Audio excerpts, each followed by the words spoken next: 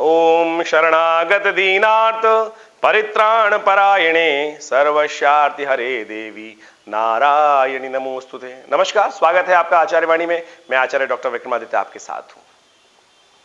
देखिए, ग्रहों का परिवर्तन हर क्षण होता रहता है। परिवर्तन कहीं ना कहीं आपके जीवन में अपना प्रभाव भी दिखाता है और उसी परिवर्तन को समझना, प्रभाव को समझना ज्योतिष विज्ञान का मुख्य कार्य है।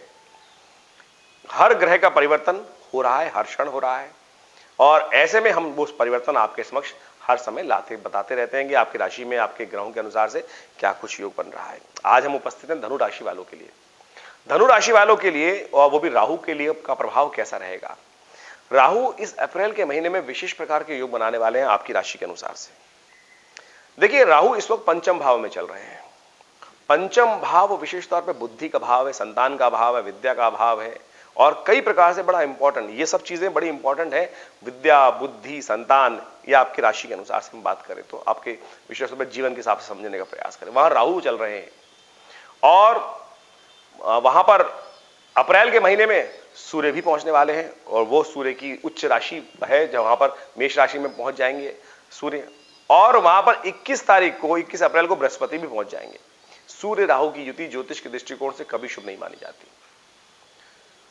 सूर्य के साथ साथ वहां बृहस्पति भी पहुंच जाएंगे तो गुरु चांडाल की युति भी ज्योतिष के दृष्टिकोण से महा अशुभ ग्रहों की संज्ञा में आती है। तो आपके ज्योतिष के दृष्टिकोण से यह हम समझाने का प्रयास कर रहे हैं विज्ञान के माध्यम से कि ये जो ग्रहों की युति जो होने जा रही है इस अप्रैल महीने में होने जा रही है और ये आपके लिए कुछ महत्वपूर्ण सावधानी बरतने का समय है।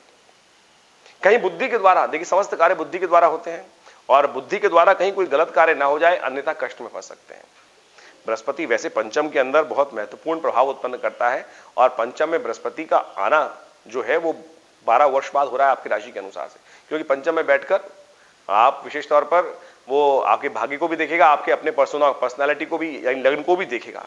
और वहां पर राहु विशेष तौर पर जब बृहस्पति के साथ आ गए तो बृहस्पति के सद्गुणों को, अच्छे गुणों को वहां खत्म करने के योग दे देंगे। तो ऐसे में विशेष तौर पर आपको अपने संतान का, अपनी बुद्धि का, दोनों का बहुत सावधानी के साथ उपयोग करने की जरूरत है। बुद्धि में कहीं भी, देखिए नैसर्गिक दृष्टिकोण से राहु जो है वो विशेष तौर पे बड़ा ही अशुभ प्रभाव उत्पन्न करने वाला है, शक्ति संपन्न वाला प्रभाव, वो बहुत शक्ति वाला प्रभाव माना जाता है उसका। सूर्य जैसे ग्रह को भी ग्रसित कर देता है, अंधकार लगा देता है, ग्रहण लगा देता है। तो इसलिए पारशर इत्यादि ज्योतिष विज्ञान के माध्यम से इस बात को कहा गया कि नैसर्गिक दृष्टिकोण से राहु की शक्ति सबसे ज्यादा है, उसी शक्ति को समझ लेना चाहिए। अकेला राहु भी बहुत वहां पर कष्ट देता है, लेकिन साथ में जब वहां पर सूर्य और बृहस्पति आ रहे हैं तो बड़े उनके शुभ प्रभावों को कम करने के योग दे देगा। ऐसे में राहु का उपचार करना बहुत जरूरी है।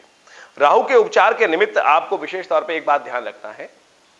जो लोग दक्षिण के मकान में रहते हैं, दक्षिण मुखी मकानों में रहते हैं, दक्षिण के मुखी मकानों के साथ संबंध है, आप कार्यस्थलों के साथ संबंध है, ऐसे में उनके लिए यह समय बहुत कष्टकारी रहेगा। उनको विशेष तौर पर आमतौर पर सावधानी के साथ काम करने की जरूरत है, अन्यथा बेकार कामों में जिद के कारण से या कहीं क्लैश के कारण से नुकसान होने के योग बन सकते हैं। और ऐसे में उसका उपाय क्या किया जाए, उपाय उसके लिए एक विशेष तौर पर हम बताने का प्रयास कर रहे हैं, वो करिए, उससे आपके कष्ट को दूर करने का योग बन सकता है। एक तो खाने पीने में एक काम करें, जैसे आप भोजन करते हैं या कुछ दूध पीते हैं, चाय पीते हैं, तो चांदी के बर्तन का इस्तेमाल करने का प्रयास कीजिए। वो आपके विचारों में एक परिवर्तन लाने का योग बनाएगा और उसके दुष्प्रभावों को कम करेगा, ग्रह के दुष्प्रभावों को। ये सारी की सारी औषधियां जो हैं ज्योतिष के दृष्टिकोण से बड़ा महत्वपूर्ण प्रभाव रखती हैं और इन सब का उपयोग कर कर आप, हमारे यहाँ कई प्रकार के उपाय ज्योतिष के बताए जाते हैं। दान का उपाय, मंत्र का उपाय, औषधि का उपाय, ये सारे के सारे विशेष तौर पर आपके ग्रहों से संबंध रखते हैं। चांदी को औषधि रूप में मान के चले और बृहस्पति को भी उसको ठीक करेगा और साथ साथ इसका उपाय भी आपके लिए अच्छा रहेगा। यानी इन दिनों खासतौर पर खान पान के लिए आप चांदी के बर्तनों का इस्तेमाल कर सकते हैं, वो आपको लाभ दे सकता है।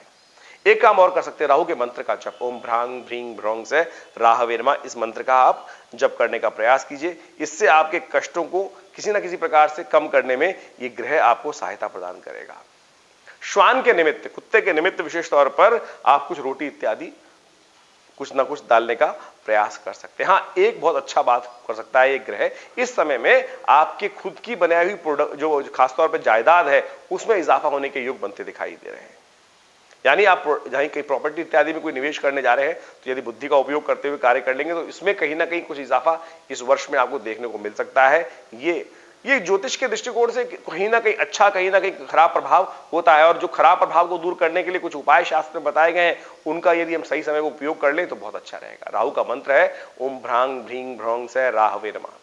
कोशिश ये करें इस मंत्र का यथाउचित भाव से कम एक माला जप करने का प्रयास कीजिए, और उसमें मुहूर्त का उपयोग भी कर लेंगे तो बहुत सुंदर रहेगा। राहु का समय जो माना जाता है वो माना जाता है सूर्यास्त के बाद आधा घंटे तक का समय जो है, 24 मिनट तक का समय सबसे श्रेष्ठ है। तो उसमें आधे घंटे 24 घंटे के बीच में आप उपयोग करने का प्रयास कीजिए। ओम भ्रांग भ्रीं भ्रौं से राहवे नमः, इसका एक माला अवश्य जप करने का प्रयास कीजिए। देखिएगा आपके ग्रहों के प्रभाव में परिवर्तन होने के योग बनेंगे, कष्ट दूर करने के योग बनेंगे, और ये छोटे छोटे उपाय आपको लाभ दे सकते हैं। क्योंकि सूर्य वहां पदार्पण कर रहे हैं, राहु के साथ युति बनाएंगे, ऐसे में बुद्धि में अननेसेसरी क्लैश उत्पन्न कर सकते हैं। बृहस्पति भी वहां गुरु चंडाल योग बनाएंगे तो वो जबरदस्ती बुद्धि को खराब कर सकते हैं। पंचम भाव बुद्धि का भाव है, संतान का भाव है, तो इन सब चीजों को ध्यान रखते हुए काम करें। अपने बच्चों के निमित्त काली चीज उड़द का दान भी करने का प्रयास कीजिएगा, क्योंकि शनि का प्रभाव भी उस भाव पर प्रभाव दृष्टि है। तो ऐसे में इन सबको समझते हुए आपको काम करने की जरूरत है। इस भाव को खराब करने के लिए कई सारे ग्रहों का योगायोग चल रहा है, ये एक महीना सावधानी का है। इन सब उपायों को करें, कष्ट कम होंगे। धन्यवाद।